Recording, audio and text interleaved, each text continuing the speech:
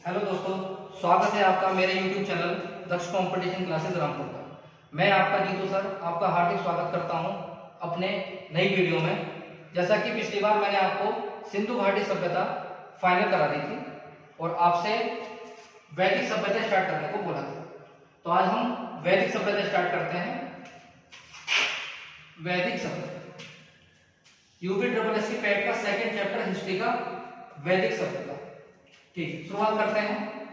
वैदिक सभ्यता आर्यों के द्वारा निर्मित सभ्यता थी। वैदिक सभ्यता आर्यों के द्वारा निर्मित सभ्यता थी जो मध्य एशिया से आकर भारत के पंजाब नामक जगह पर बस गई। दोबारा रिपीट करता हूं, वैदिक सभ्यता आर्यों के द्वारा निर्मित सभ्यता थी जो मध्य एशिया से आकर पंजाब तथा अफगानिस्तान में बसी थी। ये बात कहने वाला कौन था? Max Muller. ये एग्जाम में बहुत बार पूछा गया है कि वैदिक सभ्यता में आर्य मध्य एशिया से आकर बसे थे, ये बात कहने वाला व्यक्ति कौन था? तो आप कहेंगे मैक्स मूलर नामक व्यक्ति ने ये बात कही। नेक्स्ट पूछा जाता है आर्यों का प्रमुख व्यवसाय क्या था? आर्य सबसे ज्यादा क्या पसंद करते थे? तो आप कहेंगे पशुपालन। पशुपालन का मतलब जानवरों को पालने का कार्य किया करते थे। आर्यों का प्रमुख व्यवसाय जो था वो पशुपालन था। नेक्स्ट क्वेश्चन आता है आर्यों के द्वारा प्रमुख देवता किसे चुना गया था? तो आप कहेंगे इंद्र को प्रमुख देवता चुना गया था। किसको चुना गया था? इंद्र को प्रमुख देवता चुना गया था, जिसे हम पुरंदर के नाम से भी जानते हैं। इंद्र का एक पर्यायवाची होता है पुरंदर, जो ऑप्शन में देखने को मिलता है। इंद्र की जगह पुरंदर देखने को मिलता है। ठीक है, आगे बढ़ते हैं। आर्यों के द्वारा खोजी गई पहली वस्तु कौन सी थी? आर्यों के द्वारा खोजी गई पहली वस्तु कौन सी थी? तो आपका जो आंसर होगा वो लोहा होगा। क्या होगा? लोहा। लोहा मीन्स आयरन की बात कर रहा हूं मैं। लोहे का एग्जाम में क्वेश्चन बहुत बार पूछा गया है। वैदिक सभ्यता में लोहे को किस नाम से पुकारा जाता था? लोहा शब्द कम देखने को मिलता है। लोहे को बोला जाता था श्याम अयस्क। क्या बोला जाता था? श्याम अयस्क। ये क्वेश्चन क्यों इंपॉर्टेंट है? क्योंकि ऑप्शन में आपको मिलेगा लिखा हुआ लोहित अयस्क। क्या मिलेगा? लोहित अयस्क मिलेगा और हम इसको आंसर लगा लेते हैं। क्यों लगा लेते हैं? क्योंकि ला से लोहा, ला से लोहित अयस्क, हम इसको आंसर समझते हैं, जो कि आपका गलत होगा। आपका लोहे का आंसर क्या लगाना है? श्याम अयस्क। तो सर आपसे ये भी बात पूछा जा सकता है कि लोहित अयस्क किसे कहते हैं? किसे कहते हैं लोहित अयस्क? तो ये लिखा हुआ है लोहित अयस्क किसे कहते हैं। तो लोहित अयस्क कभी भी पूछा जाए आपसे तो तांबे को लोहित अयस्क कहा जाता था और लोहे को क्या कहा जाता था? श्याम अयस्क कहा जाता था। अच्छा, पूछा जाता है लोहे के सर्वप्रथम साक्ष्य कहां से प्राप्त हुए थे? वैदिक सभ्यता में लोहे के सर्वप्रथम साक्ष्य कहां से प्राप्त हुए थे? तो आप जगह का नाम बताएंगे। ये जगह बहुत पूछी जाती है एग्जाम में। नाम है अतरंजी खेड़ा। नाम है अतरंजी खेड़ा। पूछा जाए अतरंजी खेड़ा कहां पर पड़ता है? तो आप लगा सकते हैं एटा नामक जगह पर ये पड़ता था। एटा नामक जगह पर, यूपी का एक जिला है एटा, वहां पर पड़ता था अतरंजी खेड़ा, जहां से लोहे के सर्वप्रथम साक्ष्य देखने को मिले। आगे बढ़ते हैं। नेक्स्ट, वैदिक सभ्यता कितने काल में विभाजित थी? तो आप कहेंगे दो कालों में वैदिक सभ्यता विभाजित थी। कौन कौन से दो काल थे? एक था ऋग्वैदिक काल, जो हमारा 1500 ईसा पूर्व से 1000 ईसा पूर्व तक चला था। दूसरा था हमारा उत्तर वैदिक काल, जो हमारा 1000 ईसा पूर्व से 600 ईसा पूर्व तक चला था। पूछा जाए टाइम पीरियड तो आप कहते हैं ना 1500 ईसा पूर्व से 600 ईसा पूर्व तक वैदिक सभ्यता का काल माना जाता है। ठीक है, वैदिक सभ्यता का सर्वप्रथम उल्लेख कहां देखने को मिला था? तो आप कहोगे वेदों में देखने को मिला था। वेद कितने प्रकार के होते हैं? 4 प्रकार के होते हैं, जिसकी जानकारी आपको पूर्ण रूप से कर दी जाएगी कल के वीडियो में। ठीक है, वेदों का अन्य नाम आपको याद करना है जो एग्जाम में देखने को मिलता है। उसका अन्य नाम है अपौरुषेय। क्या बोला मैंने? दोबारा लिख देता हूं, अपौरुषेय। मोस्ट इंपॉर्टेंट क्वेश्चन है, ध्यान रखना। अपौरुषेय इसका दूसरा नाम है, वेद का दूसरा नाम क्या है? अपौरुषेय वेदों का दूसरा नाम है। ठीक, दूसरा क्वेश्चन पूछा जाता है वेदों का शाब्दिक अर्थ क्या होता है? तो वेदों का शाब्दिक अर्थ होता है बच्चों ज्ञान को जानना। क्या होता है? ज्ञान को जानना वेद का शाब्दिक अर्थ होता है। ठीक है जी। एक क्वेश्चन आता है वैदिक सभ्यता में किस भाषा का प्रयोग किया जाता था? मतलब आर्य लोग किस भाषा का प्रयोग करते थे? आप कह सकते हैं इंडो ईरानी या कह सकते हैं आप संस्कृत। एग्जाम में संस्कृत ऑप्शन देखने को मिलता है, 99% ऑप्शन में संस्कृत ही होता है, लेकिन आपको इंडो ईरानी भी अपने माइंड में याद करके जाना पड़ेगा। अगर संस्कृत ऑप्शन में नहीं होगा तो आपको इंडो ईरानी ऑप्शन के साथ जाना होगा और आपका आंसर उत्तर सही होगा। ठीक है जी। वैदिक सभ्यता का ये क्वेश्चन बड़े इंपॉर्टेंट रहते हैं। वैदिक सभ्यता में दर्शन कितने प्रकार के होते हैं? वैदिक सभ्यता में दर्शन कितने प्रकार के होते हैं? दर्शन मीन्स फिलॉसफी, जो हमें दर्शन का ज्ञान कराएगा। अच्छा जी, कौन कौन से होते हैं? 6 आप कहेंगे। सांख्य दर्शन, न्याय दर्शन, वैशेषिक दर्शन, चार्वाक दर्शन, चार्वाक दर्शन है ये, चार्वाक दर्शन, योग दर्शन और मीमांसा दर्शन। दोबारा रिपीट करता हूं, सांख्य दर्शन, न्याय दर्शन, वैशेषिक दर्शन, चार्वाक दर्शन, योग दर्शन, देन मीमांसा दर्शन। ध्यान रखिएगा कितने होते हैं? 6 होते हैं। इतना इंपॉर्टेंट ये क्वेश्चन है, उतना ही इंपॉर्टेंट ये पूछा जाता है कि सांख्य दर्शन का प्रतिपादक कौन है, मतलब सांख्य दर्शन की शुरुआत करने वाला व्यक्ति कौन था? प्रतिपादक मीन्स उसकी शुरुआत करने वाला व्यक्ति कौन था? आप कहेंगे सांख्य दर्शन किसकी देन है? कपिल मुनि की। गौतम न्याय दर्शन से रिलेटेड माने जाते हैं। वैशेषिक इसके गुरु हैं कणाद। कौन से गुरु हैं? कणाद। कणाद से क्वेश्चन बहुत आता है। कणाद को परमाणुवाद का जनक कहा जाता है। कणाद को परमाणुवाद का जनक कहा जाता है। ध्यान रखिएगा, कणाद को परमाणुवाद का जनक कहा जाता है। चार्वाक के गुरु प्रतिपादक पूछा जाए तो चार्वाकी हैं। योग के मोस्ट इंपोर्टेंट हैं पतंजलि। आपको आंसर लगाना है, ऑप्शन में रामदेव देगा, देख करके खुश मत हो जाना कि रामदेव सही है, रामदेव आंसर हमारा गलत है। आंसर लगेगा योग दर्शन से रिलेटेड पतंजलि।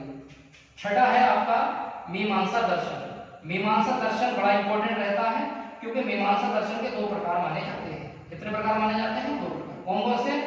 एक होता है उत्तरी मीमांसा, एक होता है पूर्वी मीमांसा। उत्तरी मीमांसा और पूर्वी मीमांसा। उत्तरी मीमांसा के जनक पूछे जाए तो बादरायण बताना, मोस्ट इंपोर्टेंट क्वेश्चन है ये। उत्तरी मीमांसा के जनक पूछे जाए, प्रतिपादक पूछे जाए तो आपको बादरायण नामक व्यक्ति बताना है। और पूर्वी मीमांसा के पूछे तो जैमिनी बताना है। क्या बताना है? जैमिनी। अब आप सोचेंगे कि सर ये उत्तरी मीमांसा ना दिया हो और पूर्वी मीमांसा ना दिया हो, नॉर्मल क्वेश्चन पूछे कि मीमांसा का दर्शन के जनक कौन है, तो आपको जैमिनी के आसान आंसर जाना है, आपका उत्तर सही होगा। ठीक है, आगे बढ़ते हैं। जैसे यहाँ लिखा हुआ है वैदिक सभ्यता में महाकाव्य। महाकाव्य से क्वेश्चन आता है, महाकाव्य कितने होते हैं? आप कहेंगे 2 प्रकार के होते हैं। महाकाव्य कितने होते हैं? 2 प्रकार के होते हैं। पहला होता है रामायण और दूसरा होता है महाभारत। पहले क्या बताया? रामायण, दूसरा बताया महाभारत। पूछा जाता है इन दोनों महाकाव्यों में सबसे बड़ा महाकाव्य कौन सा होता है? इन दोनों महाकाव्यों में सबसे बड़ा महाकाव्य कौन सा होता है? आप उत्तर बताइएगा। महाभारत को हम सबसे बड़ा महाकाव्य के नाम से जानते हैं। महाभारत को हम सबसे बड़ा महाकाव्य के नाम से जानते हैं। अच्छा, महाभारत का प्राचीन नाम, महाभारत का प्राचीन नाम न जाने कितनी बार एग्जाम में क्वेश्चन आया हुआ है, पिछली बार पैट में देखने को मिला था।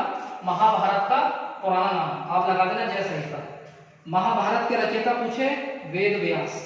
महाभारत किस भाषा में है? संस्कृत। अब देखिए क्वेश्चन पूछा जाता है वेद व्यास के पिता कौन थे? बताइए वेद व्यास के पिता कौन थे? तो आप लगाना पाराशर नामक व्यक्ति थे। क्या नाम व्यक्ति था? पाराशर। एग्जाम में जो क्वेश्चन पूछता है क्वेश्चन इस तरीके से आता है, वेद व्यास के पिता का संबंध किस क्षेत्र से था? किस क्षेत्र से था? चिकित्सा क्षेत्र से था। किस क्षेत्र से था? मेडिकल लाइन से था। किस क्षेत्र से था? मेडिकल लाइन से था। अब मेडिकल लाइन से क्वेश्चन मेरे को याद आ रहा है, वो आपके साथ शेयर करता हूं। अगर मेडिकल लाइन से आपसे एग्जामिनर ने पूछ लिया, स्टैटिक जीके का क्वेश्चन है कि स्वास्थ्य दिवस कब मनाते हैं? हेल्थ डे कब मनाते हैं? स्वास्थ्य दिवस कब मनाते हैं? तो आप क्या लगाएंगे? 7 अप्रैल को स्वास्थ्य दिवस मनाया जाता है। 7 अप्रैल को स्वास्थ्य दिवस मनाया जाता है। नोट डाउन करते रहिए हर क्वेश्चन को, कोई भी क्वेश्चन आप रहने ना पाए। चलिए आगे बढ़ते हैं। देखिए क्वेश्चन आपने सुना होगा रामायण के रचयिता। क्या सुना होगा? रामायण के रचयिता वाल्मीकि होते हैं। लेकिन रामायण भी 2 प्रकार की होती है। एक रामायण होती है आदि रामायण, एक होती है आधुनिक रामायण। जो हम याद कर रहे हो होता है हमें क्वेश्चन, वो आधुनिक रामायण का क्वेश्चन होता है वाल्मीकि। एग्जाम में पूछे आधुनिक रामायण का जनक वाल्मीकि बताना, रामायण का जनक पूछे वाल्मीकि बताना, लेकिन कभी ऑप्शन में तुम्हारे पास वाल्मीकि ना हो तो इसका मतलब एग्जामिनर ये पूछना चाहता है कि आदि रामायण का रचयिता कौन है। तो आपको नाम याद करना पड़ेगा जिसका नाम है मुशुंडी। क्या नाम है? मुशुंडी। ये क्वेश्चन बहुत बार आता है एग्जाम में, थोड़ा सा ध्यान रखिएगा, नया क्वेश्चन है आपके लिए। मुशुंडी आदि रामायण के जनक माने जाते थे मुशुंडी, आधुनिक रामायण के रचयिता माने जाते हैं वाल्मीकि। और उससे बढ़िया क्वेश्चन पूछा गया था एक बार एग्जाम में कि रामायण के रचयिता वाल्मीकि का संबंध किस क्षेत्र से है, वो कौन थे? मतलब दर्जी थे, मोची थे, इस तरीके से ऑप्शन आएंगे तो आपको लगाना पड़ेगा वो कौन थे? डाकू थे। कौन थे? डाकू थे। वाल्मीकि कौन थे? डाकू थे। अब सोचिए एक डाकू ने रामायण लिख करके अपने सामने प्रस्तुत कर दी है। सुनिए, अगर ये डाकू ना भी होते तो पता नहीं क्या क्या लिखते थे। सुनिए बात, क्वेश्चन पूछा जाएगा आपसे, ये भी क्वेश्चन आपके लिए इंपॉर्टेंट रहेगा कि रामायण का तमिल में अनुवाद मतलब तमिल में ट्रांसलेट करने वाला व्यक्ति कौन था? तो उस व्यक्ति का भी नाम आपको याद करना पड़ेगा, कवि कम्बन। क्या नाम है उसका? कवि कम्बन। ये भी मोस्ट इंपोर्टेंट क्वेश्चन रहता है, हर एक क्वेश्चन को ध्यान रखिएगा, 100% क्वेश्चन आपके एग्जाम में फंसेंगे। ठीक है जी। महाकाव्य हम पढ़, क्वेश्चन आपके एग्जाम में फंसेंगे। ठीक है जी। महाकाव्य हम पढ़ रहे थे, रामायण हो गया, महाभारत हो गया, सबसे बड़ा महाकाव्य, हमने ये पूरी चीजें आपको बता दी, वाल्मीकि वाले पूरा क्वेश्चन बता दिया। अब आगे आता है कि वैदिक सभ्यता में कुल कितने कांड थे? वैदिक सभ्यता में कुल कितने कांड थे, या ऐसे कह सकते हो आप रामायण में कांडों की संख्या कितनी थी? कुल कितने कांड थे रामायण में? आप कहोगे 7 कांड थे। ठीक है जी, 7 कांड थे। कौन कौन से 7 कांड थे? बालकांड, अयोध्या कांड, अरण्य कांड, किष्किंधा कांड जिसे हम कृष्ण कांड के नाम से भी जानते हैं, सुंदर कांड आपने नाम सुना ही होगा सुंदर कांड, एक आता है लंका कांड, एक आता है युद्ध कांड जिसको हम उत्तर कांड के नाम से जानते हैं। दोबारा रिपीट कर रहा हूं, बालकांड, अयोध्या कांड, अरण्य कांड, कृष्ण कांड, सुंदर कांड, लंका कांड और युद्ध कांड। ये सबको लिखवाने का मतलब क्या है? अब क्वेश्चन सुनिए, एग्जामिनर पूछेगा आपसे सबसे पहला कांड कौन सा था? आप क्या कहेंगे? बालकांड, जो मैंने सबसे ऊपर लिख रखा है। सबसे बाद का कांड कौन सा था? सबसे अंतिम कांड कौन सा था? युद्ध कांड या उत्तर कांड आपका उत्तर होगा। ठीक है जी। सुंदर कांड से बड़ा इंपॉर्टेंट क्वेश्चन पूछा जाता है, सुंदर कांड। सुंदर कांड कौन से नंबर का कांड है? पहला, दूसरा, तीसरा या पांचवा? तो आप काउंट करिए, 1 2 3 4 5। कौन सा नंबर का कांड है सुंदर कांड? 5वें नंबर का कांड है। थोड़ा सा ध्यान रखिएगा, सुंदर कांड कौन सा नंबर का कांड है? 5वें नंबर का। ठीक है, एक क्वेश्चन आपको बताइए, कोशिश करिए बताने की, अगर एग्जामिनर आपसे पूछे कि सुंदर कांड किस भगवान को समर्पित है, मतलब सुंदर कांड में किस भगवान की पूजा की जाती है, बताने की कोशिश करिए, याद करने की कोशिश करिए। सुंदर कांड में हनुमान जी की पूजा की जाती है। किसकी पूजा की जाती है? हनुमान जी की पूजा करती है। ये भी क्वेश्चन ध्यान रखना, उम्मीद करता हूं यहां तक समझ में आ गई होगी बात। आगे सुनिए, पूछा जाए सबसे बड़ा कांड कौन सा है? आप लगाना पहले वाला, बाल कांड, क्योंकि बाल जीवन थोड़ा ज्यादा समय तक चल पाता है। ठीक है। और पूछा जाता है सबसे छोटा कांड, तो कृष्ण कांड या किष्किंधा कांड बताना। दोबारा रिपीट कर रहा हूं बच्चों, हर एक क्वेश्चन को ध्यान से सुनिएगा, बहुत सारे क्वेश्चन में जहां लिखे हुए नहीं है फिर भी अलग से आपको बता रहा हूं, वही क्वेश्चन आपके लिए इंपॉर्टेंट रह सकते हैं। सुनिए, सबसे बड़ा कांड पूछे आपको बाल कांड बताना है, सबसे छोटा कांड पूछे कृष्ण कांड या किष्किंधा कांड बताना है, टोटल कांड पूछे 7 बताना है। सबसे पहला कांड कौन सा है? सबसे पहला कांड बाल कांड है। सबसे अंतिम कांड कौन सा है? युद्ध कांड या उत्तर कांड है। ठीक है, आगे बढ़ते हैं, सुनिए आगे। अब आगे मैंने लिख रखा है पुराण। पुराण कितने हैं वैदिक सभ्यता में? 18। कितने पुराण हैं? 18 पुराण है। संख्या सबकी याद करनी है। वेद कितने होते हैं, वेदांत कितने होते हैं, पुराण कितने होते हैं, उपनिषद कितने होते हैं, कांड कितने होते हैं, इन सभी की संख्या याद करना अनिवार्य है, आवश्यक है। ठीक है, पुराणों की संख्या कितनी हो गई? 18। इसके रचयिता पूछे जाते हैं तो आंसर लगाना अग्रश्रवा। अग्रश्रवा यहाँ आपको दिख नहीं रहा होगा, छोटा सा लिखा हुआ है, कोई दिक्कत नहीं है, यहाँ पे लिखिए अग्रश्रवा। इसको नोट डाउन करते रहिए, साथ के साथ कॉपी पेन आप लेकर के बैठा करिए। मेरी क्लास को लेते समय कॉपी पेन आप लेकर के बैठे, जो भी आपको इंपॉर्टेंट लग रहा है आपको नोट डाउन करना है। कुछ चीजें लिखनी है वो आपको यहाँ पर नहीं लिखी हुई है, आप अपनी कॉपी में नोट डाउन करते हैं। वो इसलिए कि अगर क्लास खत्म होने के बाद अगर आपके पास नोट्स होंगे तो आप उसको नोट्स को देखेंगे, आपको चीजें याद आएंगी। तो इसलिए जब भी जो भी लोग बच्चे आज कॉपी लेके नहीं बैठे हैं, कल से कॉपी लेके बैठे, पेन लेके बैठे और इस हर चीज को आप नोट डाउन साथ के साथ कर सकते। ठीक है, चलिए आगे बढ़ते हैं। पुराणों की संख्या बता रहा था मैं 18। रचयिता मैंने अब्दुल शर्मा भी आपको बताया। सबसे पुराना पुराण पूछे कौन सा है? मत्स्य पुराण। कौन सा? मत्स्य पुराण। कौन सा? मत्स्य पुराण। एक क्वेश्चन आता है मत्स्य पुराण में तंत्र मंत्र, ये देखो ये पानी से हो गया, अग्नि पुराण आता है, तंत्र मंत्र जब आता है, विष्णु पुराण, मौर्य वंश, वायु पुराण, इससे आता है। अग्नि पुराण से पूछा जाए, अग्नि पुराण में क्या है? तंत्र मंत्र जाप जो चीजें हैं वो सब की सब आपके अग्नि पुराण में आती है। विष्णु पुराण में मौर्य वंश से रिलेटेड है, वायु पुराण गुप्त वंश से रिलेटेड माना जाता है। ध्यान रखिएगा, ये मोस्ट इंपोर्टेंट है ये वाला। विष्णु पुराण कौन से वंश से संबंधित है? मौर्य वंश से। और वायु पुराण कौन से संबंधित है? गुप्त वंश से। यहाँ तक सबके समझ में आ गई? मैंने पुराण आपको बता दिए, कार्ड आपको बता दिए, रामायण आपको बता दी, दो तरीके की होती है, आदि रामायण, आधुनिक रामायण, वाल्मीकि थे, डाकू थे, मुशुंडी आपको बताया मैंने, आदि रामायण के जनक माना जाता है। सबसे छोटा कांड पूछे किष्किंधा कांड लगाना। ठीक है, अब एक चीज और बचती है आपके लास्ट में, ये मैंने लिखा हुआ है साइड में उपनिषद। क्या लिखा हुआ है? साइड में उपनिषद। बच्चों जहां से मैं वीडियो बना रहा हूँ इस समय लाइट नहीं आ रही है बिल्कुल भी, और बहुत ज्यादा गर्मी हो रही है, आप देख पा रहे होंगे, पसीना ही पसीना हो रहा है। फिर भी आपके लिए पूरी मेहनत की जाएगी, कोशिश यही की जाएगी कि आपके पास रोज वीडियो पहुंचे और आप जो है उस वीडियो का लाभ उठा सकें। ठीक है, उपनिषद कितना है? 118 उपनिषद है। कितने उपनिषद होते हैं? 118 बोलने वाले 108 उपनिषद होते हैं। कितने होते हैं? 108 उपनिषद। सबसे बड़ा उपनिषद पूछे बृहदारण्यक उपनिषद। कौन सा उपनिषद? बृहदारण्यक उपनिषद। ठीक है, सबसे छोटा उपनिषद पूछे छांदोग्य उपनिषद। कौन सा उपनिषद? छांदोग्य उपनिषद। अच्छा बच्चों एक क्वेश्चन पूछा जाता है, सत्यमेव जयते, हमारा भारत का आदर्श वाक्य सत्यमेव जयते किस उपनिषद से लिया गया है? आप आंसर बताना। मुंडक उपनिषद से हमारा सत्यमेव जयते को लिया गया है।